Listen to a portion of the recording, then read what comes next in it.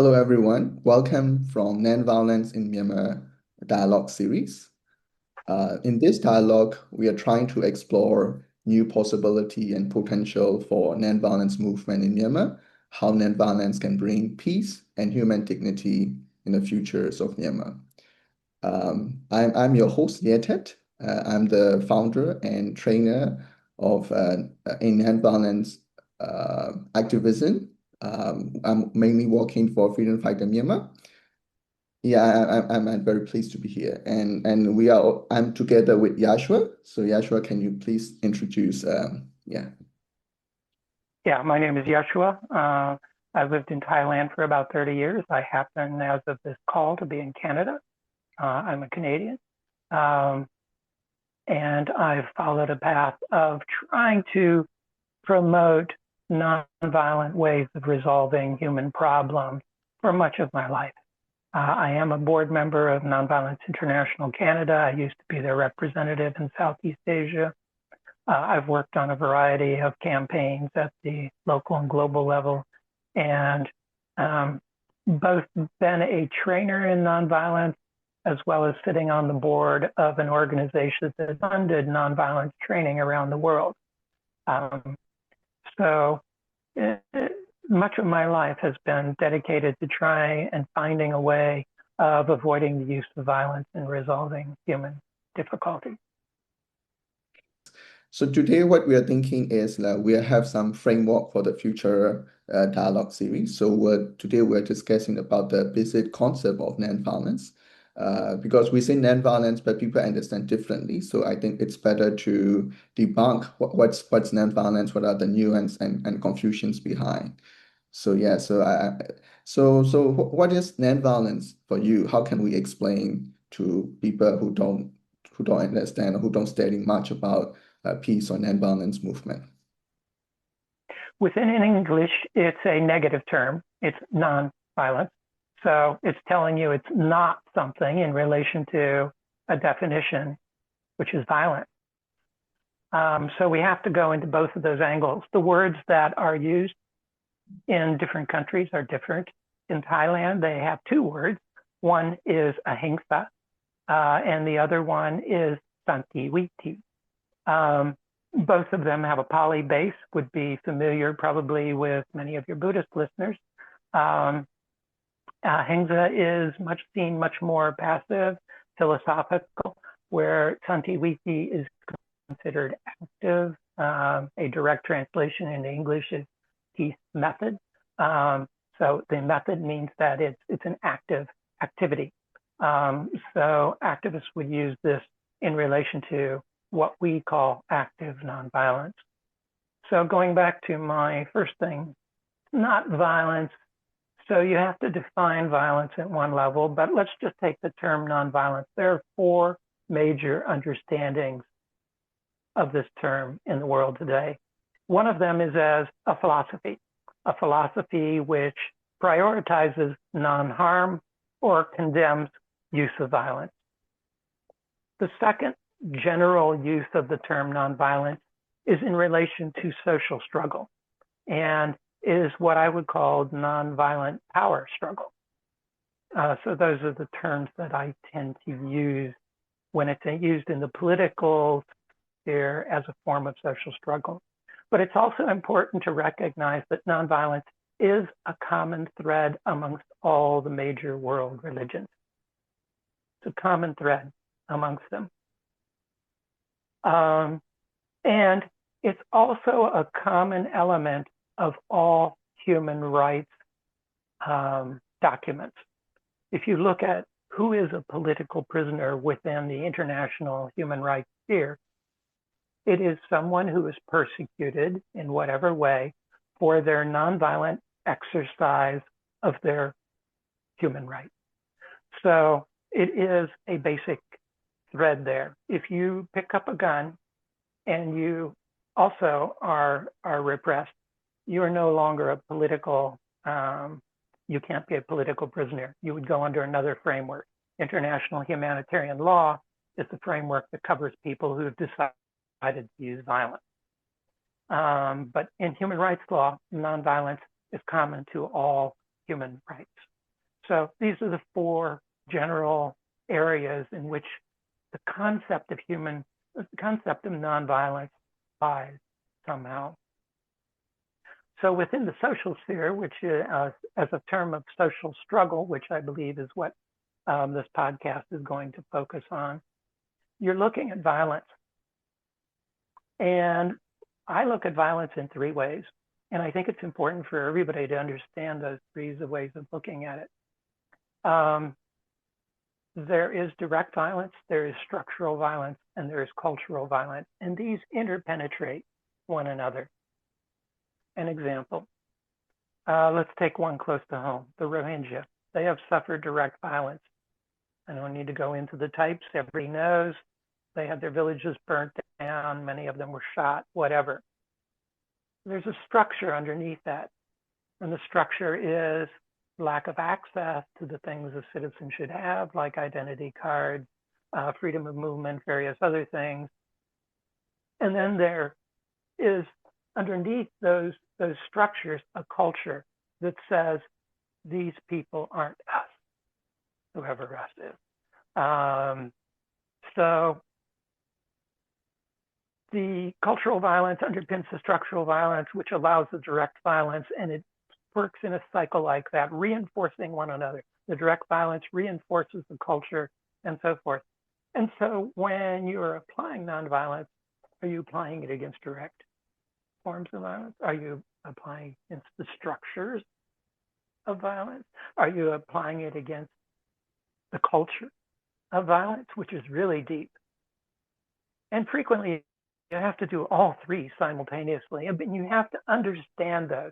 If you're just saying, well, this direct violence up here has got to end, and you don't understand the cultural and structural supports for it, you may end a particular form of direct violence, but another form of direct violence will replace it because it grows out of the structures and the culture. Yeah, thank you so much. I heard about Htet or Htet. Yeah, the sacred words of non-harm, I believe.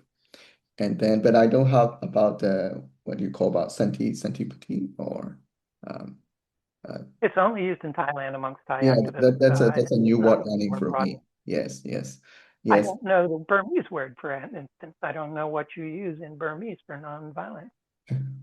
We use a jamapa, which is like it's just like the reverse of the opposites of violence. So violence is a jam patching, so it's a jamapa mean like it's non-violent. So we use direct translation, very similar to English, I think. Yeah. And that creates some problem also. We can discuss in this podcast also, in this that series also. Um, yeah, I agree with you. I learned nonviolence only after the coup. Before, I'm more into educations and business, so I'm not much into activism. Only after the coup I joined. So my experience are quite new compared to you. So uh, through this, yeah, like like around 5 years of my journey. Um, yeah, I learned gradually about what you're saying, like how we start nonviolence because we try to see this as a way to fight against military, like using this as a collection of people power, how we can make a protest and campaigns and how we can make wins. So we try to study this, I think strategic dimensions or like how we can mobilize people to make this to change the region, something like that. We are more focused on that. And gradually, yeah, I try to see that the essence is much more deeper. I learn most of the people in Myanmar, we think like Gandhi win the British because he tried to organize different campaigns like non-cooperation campaign, resistant campaign, so that the British system doesn't work. That is how lots of the people understand. That's why we try to use the CDN movement very similar with this idea. Like if we don't cooperate, if we try to stop or shake the bureaucratic machine, then the government cannot rule. So this is a basic idea. But when I study about Gandhi idea, I think it's much more deeper. It is somehow relating to spiritual idea. Also, it is also relating to uh, how can I say, one of the famous idea I like about Gandhi in terms of nonviolence that he say about like um, the means is the ends. So what we're doing is the same. It's a resemble in itself with the end goal. We cannot separate these two. I think that's how nonviolence perform. Like it's that's what how can I say realize gradually. Like nonviolence, as you mentioned, it's what's most difficult is a cultural or maybe the something in our mind, something in our thoughts. From there, like we have hatred, we have fear, yeah, this kind of we have pain and we have trauma, this kinds of thing, and can you understand that like it should be starting from individual level also to the community level and to the society level. So like this kinds of thing, I think it's something most of the time we are missing. Like maybe Aung San Suu Kyi do this approach about revolution of the mind and freedom from fear, but that most of the Myanmar, in terms of non-violence movement, we often miss the point that non-violence is not just a method to attack other, but also it is a way to transform ourselves, and from that change we carry on, we spread to the society. That's how I understanding. And in terms of yeah, violence and in terms of peace, I think that's this violence triangle. I think in Myanmar it is quite prominent because lots of the NGOs and activists they use this triangle to training people. We have direct violence, structural violence, cultural violence, and then they say like yeah, that's why we cannot just the last 2010 to 2020 that the semi democracy period, it's only negative peace. There is no positive peace. So this revolution is aiming for positive peace, and that's why we cannot talk to military. So this is the kind of a discussion here.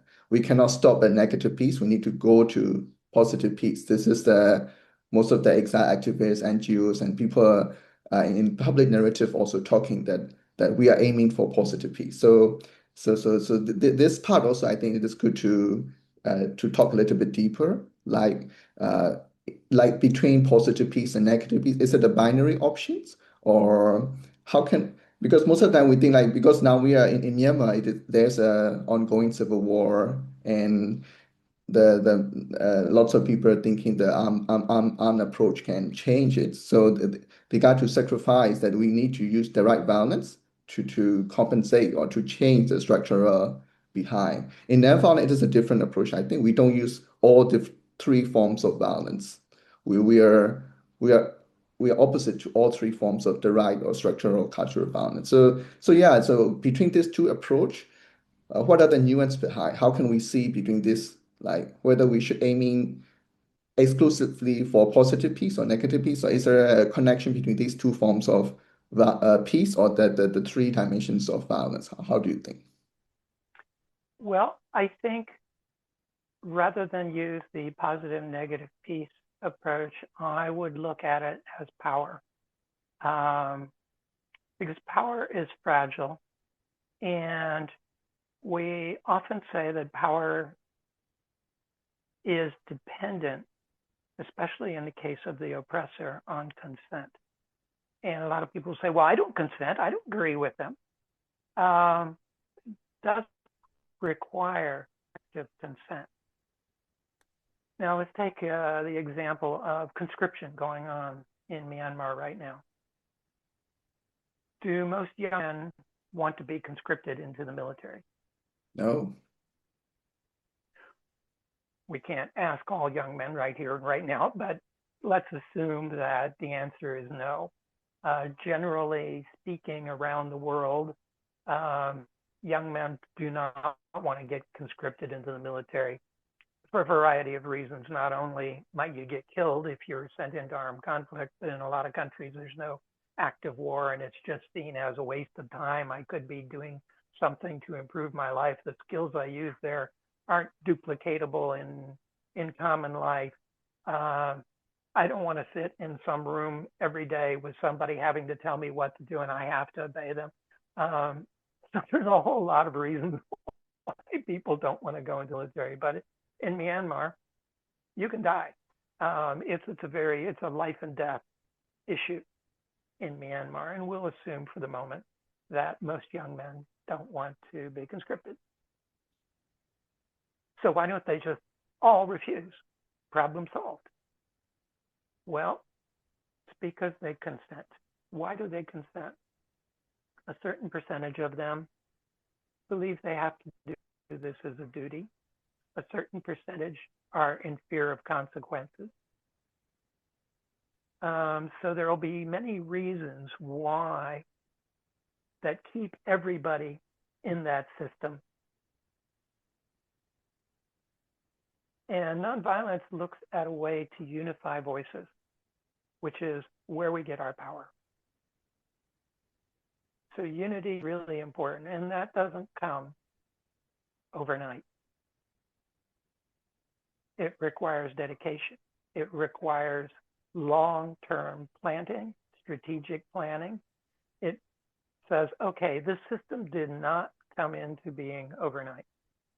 The military system in Myanmar did not come into being overnight. It's been building slowly for decades. So to begin to peel that away, you're not going to do it quickly. Whichever form of struggle you want to use, violent struggle, nonviolent struggle, it's not going to be quick. It's entrenched. And so you have to confront it on so many levels, and that takes strategic thinking. There has been beautiful tactical nonviolence in Myanmar. Most of it we saw come out right after the coup in February of 2021. Just beautiful actions on the street. It was tactical. It wasn't strategic. It didn't answer the question. This system has built itself up over decades. Where are all of its tentacles, and how do we develop a program to address each one of those tentacles? Which are the most important ones? Where do we want to be in 5 years? If they start repressing you in large numbers on the street, it's time to go to diffuse tactics. How much do they know about the different type of tactics that are appropriate in the different times of the struggle? And none of this happens organically. It takes training. It takes persistence. It takes a long-term view. Yes, thank you. So yeah, in terms of in terms of this strategic view, and also I think kind of a systemic view, also I think understanding the military system as a whole, and also finding a way a more comprehensive strategy. I think that's also what our organization Freedom Fighter also want to do. That we are thinking, yeah, we need a long-term strategy. We hope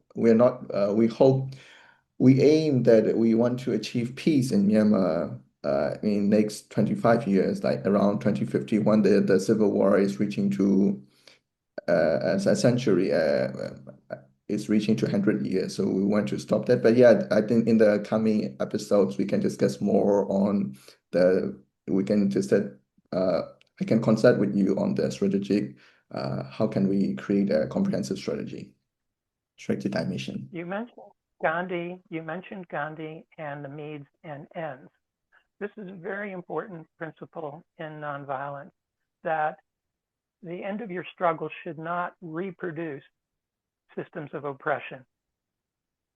And when you use violence to confront violence, it usually ends up reproducing the systems of oppression that it's trying to get rid of. Yes. And of course, we can already see that in some places in Myanmar. Yes.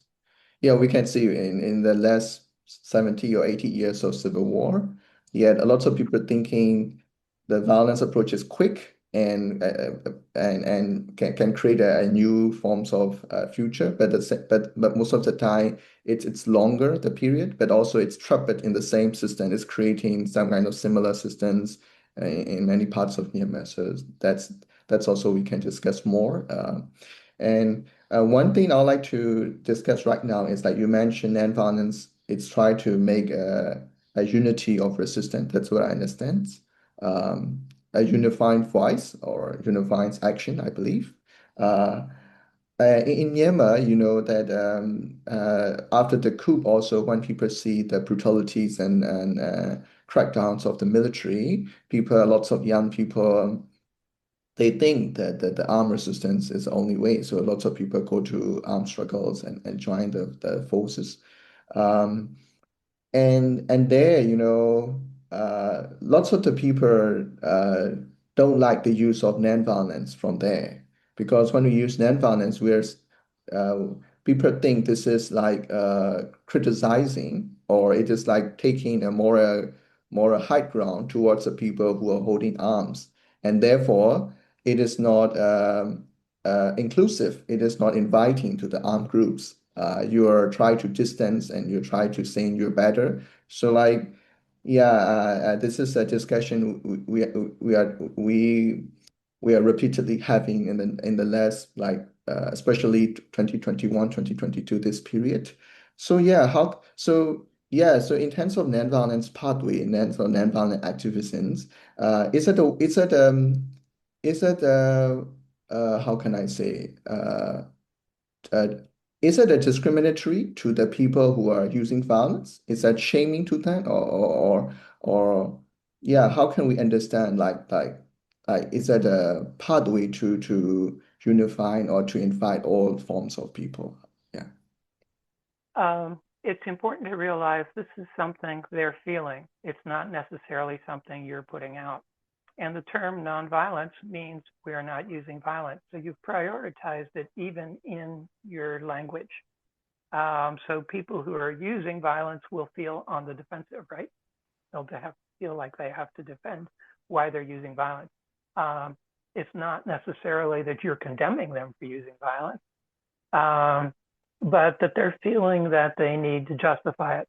And that is because of the four areas that I outlined before. It's a common thread amongst the world's religions. It's a common thread amongst human rights frameworks. And so there is a sanction on the use of violence within human society. Everyone believes the use of violence is bad. That's, of course, in quotation marks. They're saying, yes, it's bad, but we have to do it because ... So they will feel on the defensive. That's, to a certain extent, their framework. They feel like they have to justify their use of violence. It's not because you are condemning them. So at least I'm assuming you're not condemning them. And I think the place to build some commonality is there's something here we don't like. We do not think that the military should be running the country, however you want to frame this. You agree that? I agree with that. We have a different approach here. We're pursuing this path because we do believe it may be more effective. You're pursuing that path. We don't condemn you. You shouldn't condemn us. Yeah. I do training about nonviolence activism last 5 years. And lots of time there are people from the armed groups, especially the recently joined young people join our session also. They're also interested about nonviolent activism. Um, yeah, and also we have this dilemma about how we are dealing or how we are working together with the armed groups in Myanmar because there are lots of armed groups and most of the even some of the civil society groups are now in gray area because they have to cooperate with some of the groups also. So like, yeah, it is a difficult part also to decide.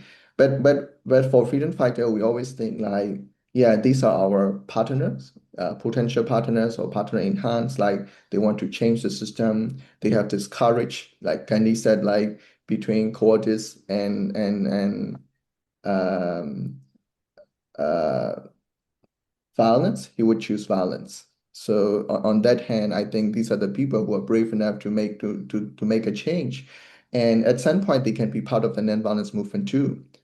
Because in 2021, lots of people think nonviolence doesn't work because we don't know much about nonviolence. But gradually, when we know that the civil war will take longer than when we expected in the early days, then lots of people now are changing, switching side. They are withdrawing from joining to armed groups. So they want to take part in the civic movement also. At the same time, the armed groups, I believe, lots of the people are thinking to fight the military in terms of physical structures and people and logistic, but lots of the people don't think about the underlying structure because these are more deeper, as you mentioned, in the cultural structural thing, like how the religion structures support the military, how the education system, how the economic structures support the system. These kinds of things, I think we can work together in terms of ideological change or yeah, in terms of education campaign. I think we can work together. And also for Freedom Fighter, we also hope that the military group, even if they are claiming that they are ready to use the violence, but we hope that they will use it as a last resort. They need to, I think, always seeking the other approaches first, and the military action should be the less. And and and if they think that way, I think there are lots of possibility that we can work together because we can explore different ways before the military action. And I think we are ready to work on that. Apart from the military sides, yeah, the military actions. So that's how Freedom Fighter is thinking in the current situations. I once did an interview with a Thai military general, and he was the Thai military officer who was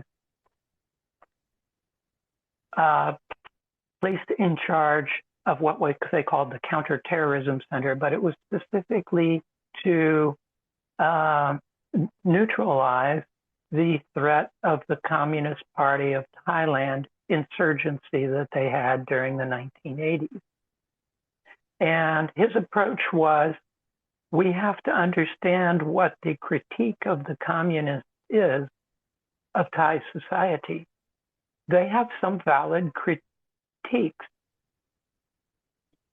and we need to understand what those are because some of them may be very real grievances.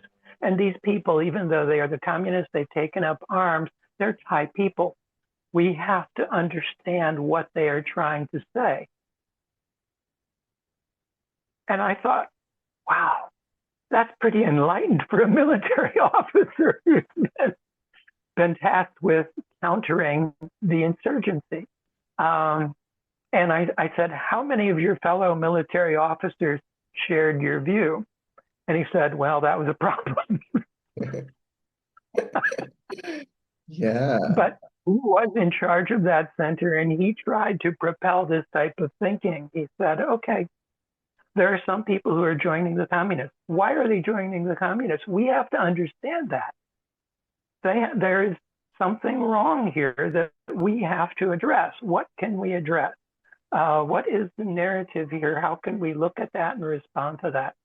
And I think that there's a lot of wisdom in the approach that he took that could be relevant to one of the things you're saying here. Yeah, thank you. Now I'm living in Thailand, and I'm quite amazed with the Thailand soft power culture. At one seminar, there's a like peace study seminar. One of the professor mentioned that he has been advising to the state authority to use nonviolence as a way, as a kind of a weapon or as a tools to unite people or to stop the conflict, something like that. So it's quite amazing for me because for me, always see nonviolence as the actions of the people side, community side, not from the state level side.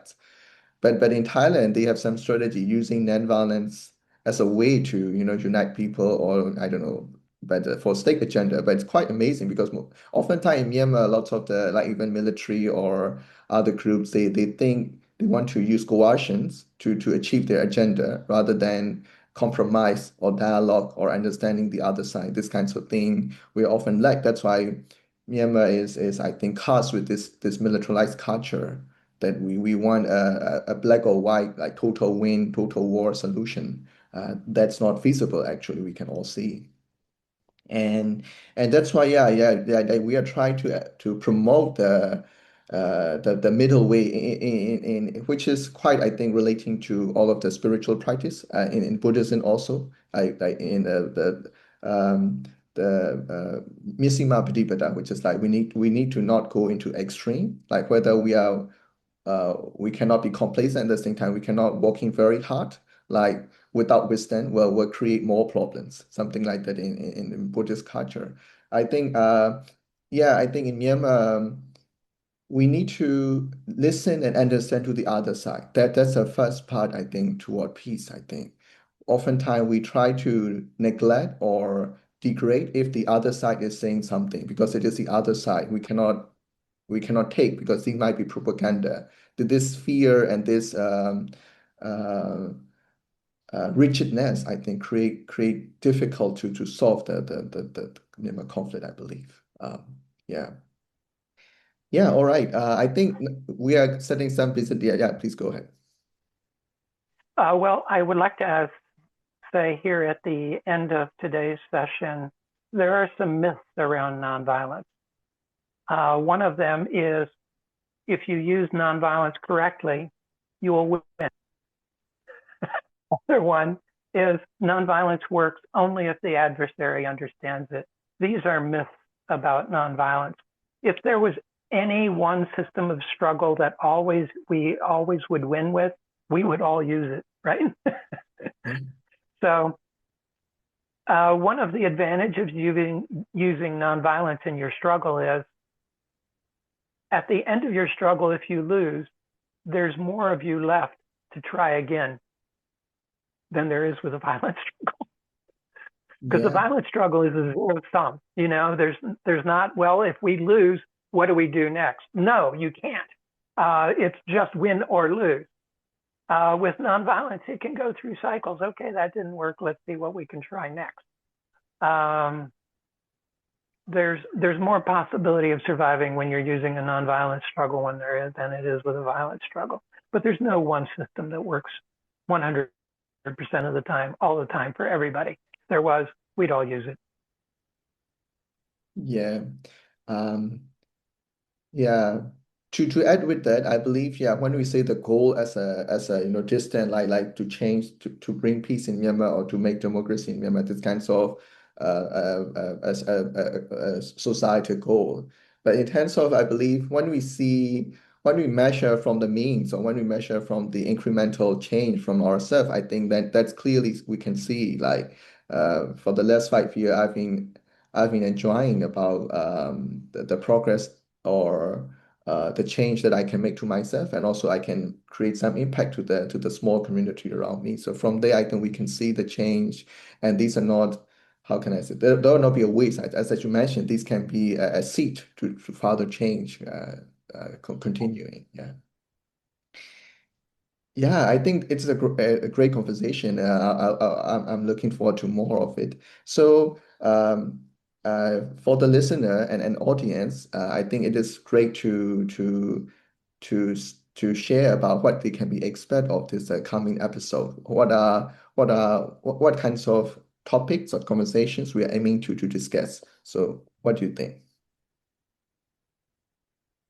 I think more along the same lines. I'm not going to be giving any prescriptions for Myanmar, even though I'm very familiar with the situation there. That's basically for people there to figure out on their own.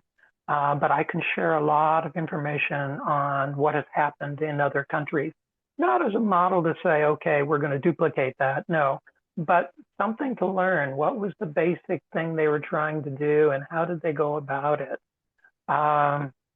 Is the way to approach what may be useful to know from other countries. Another place we could go is looking at how do these things end? How do conflicts end?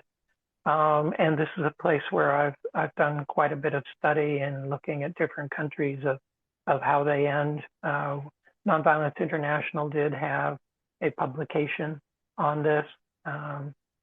And interestingly, we put that together as a study for the National Democratic Front of Burma.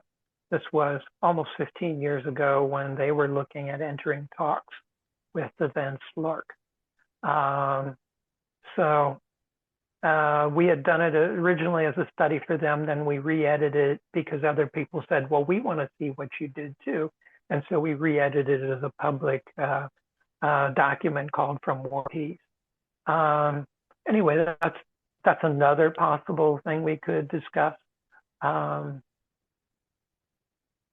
sure we'll find a number of topics as time goes by. And when we run out of them, you'll get another guest. Yeah, no worries. We'll have lots of conversation, I believe. Like you have yeah, years of your experience and activism and training backgrounds, and I would love to learn set aside the audience, what the audience here, but I would love to learn personally.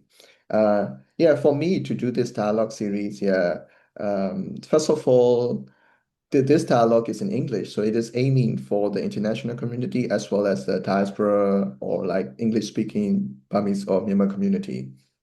And most of the time, when the international people or diaspora people think Myanmar, it's often associated with violence, conflicts, civil war, atrocity, even genocide. So it's kind of violence language, but we don't even have much of non-violence discussion on that. So that's a gap that I like to fill in. Yeah, I think in Myanmar and in Burmese and Buddhist tradition, there are lots of traditions, philosophy, and practices relating to non-violence. And also in the small scale community action, even right now, there are lots of groups are working on different approach, but these are actually can be considered as a non-violence movement in its own time. So like I think we get to explore, and from there, I think we can find a pathway that and see, of course, as a prediction of non-violence, I always believe non-violence it's a reliable and sustainable pathway, and it is a remedy towards this hatred and also militarism in Myanmar. I believe so. Like, yeah, I'd like to explore more of the solution sides of this. And yeah, I also would like to hear more from you, Yashua, because you have extensive international, of course, including Myanmar, but you have extended global view, which I believe it's often lacking in Myanmar. That we have this yeah, we have some international consultant try to consult us, but oftentimes these are, I think, monologue, like one person teaching one concept, like this kind of thing, but we don't have this kind of engagement to discuss by how can the global knowledge and wisdom can be transferred to Myanmar activity, Myanmar movement. At the same time, vice versa, how Myanmar movement can be inspired into global. I think that kinds of bridge of activism, this kinds of sharing aspiration, I think, would be the great aims of the coming podcast, coming series. Yeah. Yeah. Anything more to add, Yasha? You're saying something? No, I think we're at a good place now. We'll pick up next time. Yeah. See you. See you. Thank you for watching. Thank you for listening. See you again.